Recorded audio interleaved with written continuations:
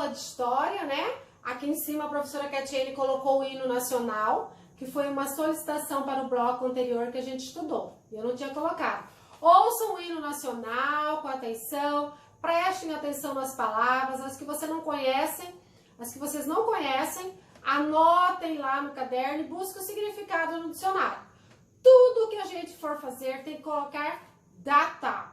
Por favor, coloquem data nesse caderno. Então, nós vamos começar a história fazendo leitura silenciosa das páginas 112, 113, 114, 115 e 116. Façam a leitura aí.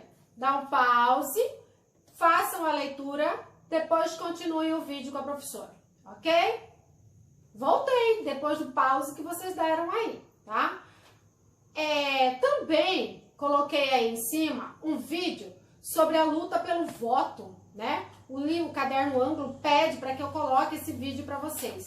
A luta pelo voto feminino no Brasil, conforme o meu livro está pedindo que coloque para vocês. Assistam ao vídeo, porque ele vai contribuir para a avaliação que vocês irão fazer, certo? Vai se falar muito sobre a luta, a conquista do voto feminino no Brasil. Então, viram o vídeo? Ok? Então, começando aqui pela página 112, né? Depois de ver o vídeo sobre o voto feminino no Brasil, vocês irão agora pesquisar. Por isso que eu falo da importância de assistir os vídeos que a professora coloca. Porque aqui dentro do vídeo eu coloco alguns outros comandos que vocês devem fazer. Vocês irão agora pesquisar e registrar aí no caderno de vocês, coloquem a data, o sentido contemporâneo da palavra cidadão, tá? Neste período que nós iremos estudar a palavra cidadão, né? Nesse período da Primeira República que nós iremos estudar, a noção de cidadão, ela é mais limitada que a de hoje, atualmente. Então, é importante que vocês pesquisem aí no dicionário qual é o significado hoje da palavra cidadão, para que depois vocês consigam fazer uma reflexão de como era o sentido da palavra cidadão lá na Primeira República, lá no começo da Primeira República, ok? Fizeram? Então, vamos começar.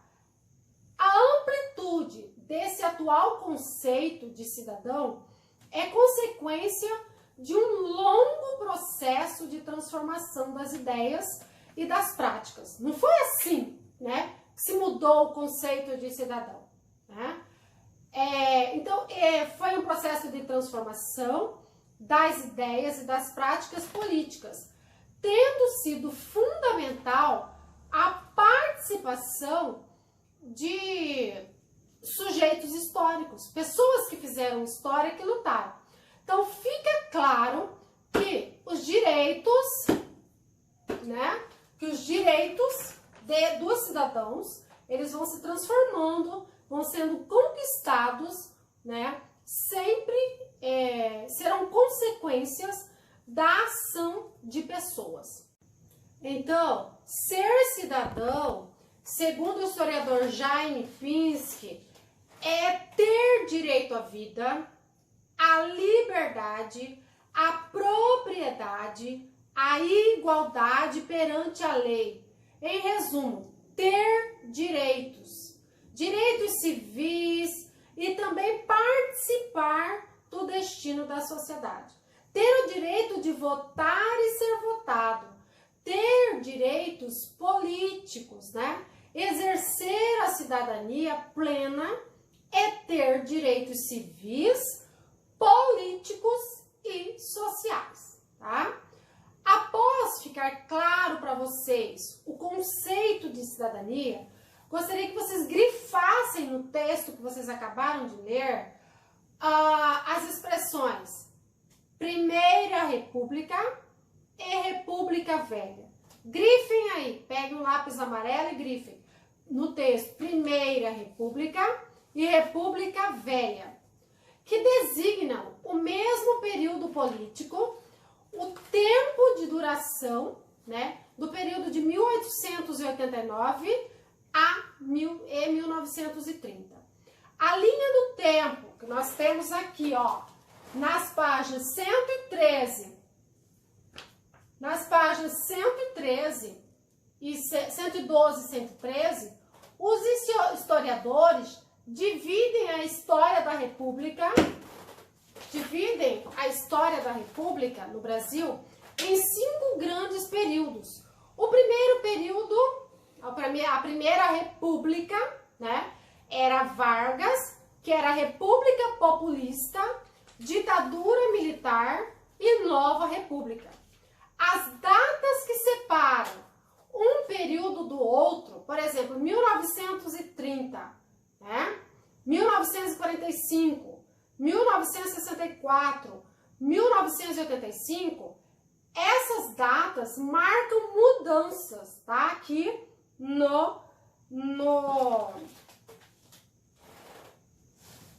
aqui, ó, na linha do tempo, tá? Elas marcam mudanças e ruptura, né? Nas características políticas vigentes. Por exemplo, em 1930, pega o dedinho e coloca lá, 1930, houve a troca do grupo político que estava no poder. O domínio do poder pelos cafeicultores passou para o grupo de seus opositores, representado por Getúlio Vargas. As imagens que compõem a linha do tempo, olha bem essa linha do tempo aí. As imagens que compõem a linha do tempo se referem a alguns dos fatos históricos que marcaram a República. Por exemplo, no espaço reservado à República Populista, há uma imagem com uma família sentada, né, em frente a uma televisão, né? Isso representa a chegada da TV e a chegada da TV que se deu nesse período, né? E foi importante para a sociedade da época, tá? Após olharmos a linha do tempo, nós vamos centrar a nossa atenção no período que será estudado. Qual é o período que será estudado? A Primeira República, tá? Neste módulo, aqui iremos aprender quem era considerado cidadão, a luta das mulheres pelo voto feminino e os aspectos ligados à manipulação dos votos, tá? Então agora eu irei fazer uma síntese da linha do tempo. Acompanhe olhando aí na linha do tempo de vocês no livro. 1889 a 1894. O que aparece aí? Aparece o Marechal Deodoro da Fonseca, né? Aparece a Constituição de 1891. Agora peguem aí. 1894 a 1930. Aí aparece a Rua 1º de Março, no Rio de Janeiro. 1905, o Coronel Floro Bartolomeu, né? E o Padre Cícero, lá no Ceará, no início do século XX. Em 1930 a 1945, aparece Getúlio Vargas. Ele chega ao estado do Vasco da Gama, no Rio de Janeiro, né? Também tem uma família que ouve rádio, né? 1945 a 1964, comício de Getúlio Vargas. Juscelino, família reunida, assistindo TV em 1964. A família reunida assistindo TV e da época de 1964 a 1985, nós temos aí na nossa linha do tempo a passeata dos 100 mil no Rio de Janeiro. De 1965 até a data que não foi preenchida, que pode ser até a data de hoje, Tancredo discursando no comício das diretas já, tá? Das diretas já, que foi uma manifestação pedindo que o povo também votasse para escolher o seu presidente, ok?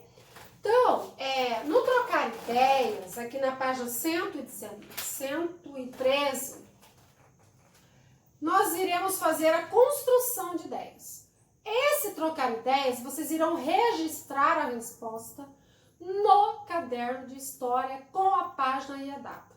Eu vou chamar no Hangouts para ler esse registro, certo? Pontuando também lá. Então, voltando para a página 114, lá na página 114, os limites políticos, tá? Lembrando quem eram considerados cidadãos durante a Primeira República. Quem eram considerados cidadãos durante a Primeira República? Homens maiores de 21 anos, alfabetizados, as pessoas que eram alfabetizadas, militares de alta patente ou religiosos, tá? Vocês irão grifar aí quem eram os excluídos, tá? De acordo segundo a Constituição de 1891. Grifem aí quem eram os excluídos. Através do vídeo que eu passei sobre a luta das mulheres pelo voto, né?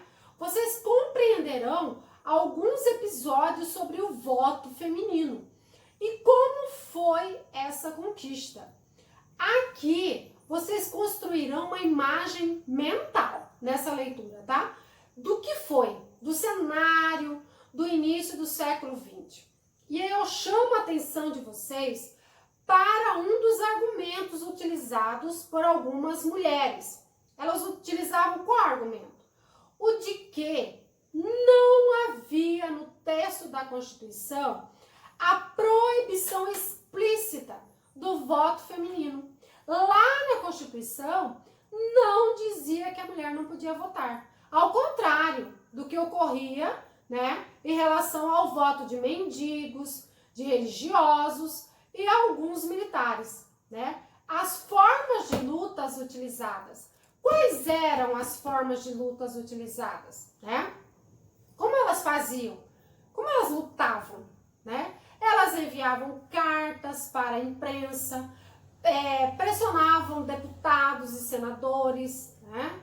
Então eu gostaria que vocês grifassem aí os locais em que surgiram alguns dos grupos de luta pelo voto feminino nas cidades, grifem aí, nas cidades do Rio de Janeiro e São Paulo, tá? Então, as mulheres, elas tinham formas de lutar, o senhor acabou de falar, enviando cartas para a imprensa, pressionando os deputados, né? Os senadores, então, ok. Mulheres de todo o país, elas se associaram, né? Se associavam, por exemplo, a essa luta. Por exemplo, o fato de que no Rio Grande do Norte foi o estado em que houve o primeiro voto feminino. Tudo porque as mulheres do país estavam associadas, né, pela luta do voto feminino. Então, o Rio Grande do Norte conseguiu o primeiro voto feminino, tá bom? Lá na página 117, vocês farão os exercícios 1, 2 e 3.